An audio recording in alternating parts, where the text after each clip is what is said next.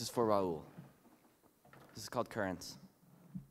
I read about Mandelbrot, and embedded in one of these paragraphs was something about how these turbulent systems tend to organize themselves in these intricate patterns. And to be perfectly honest with you, I have no idea what that means, but I like to think it's like how my hands shake when I can't find the right words. See, I've always been bad at math, so I took up my fistfights with Shakespeare in basements of seedy bars. He says, the first rule of poetry is, you do not talk about poetry. The second rule of poetry is, you do not talk about poetry. He windmill kicked me in the teeth, and I've been spitting out blood for a month now. When I was a kid, I used to sleep with a portrait of Einstein beside my bed. It said, imagination is more important than knowledge. And I like to think that's why I've got a fistful of imagination and only enough knowledge to know the extent of what I'll never know.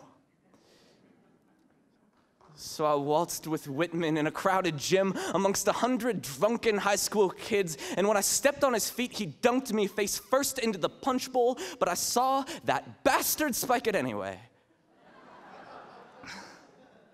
And Copernicus tried to tell me that the earth revolves around the sun, and I fought back the urge to disagree, because I still want to believe that its path is cut by the way we used to look at streetlights in the suburbs and hope to slow it all down one day.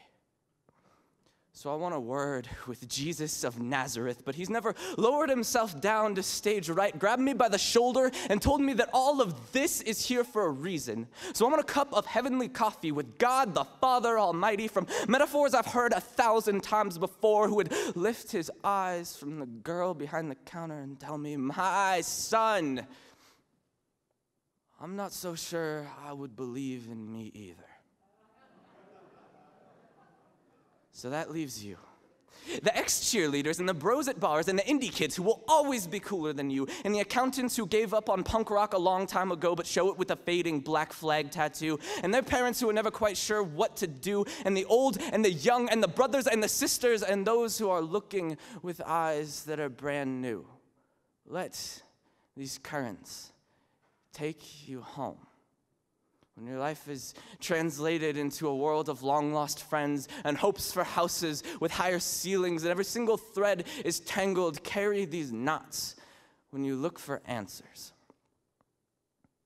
So listen to Hemingway when he tells you that the world is cruel, because it is. And listen to Fitzgerald when he tells you that the world is beautiful, because it is. And listen to Camus when he tells you that it doesn't matter much anyway, because it doesn't.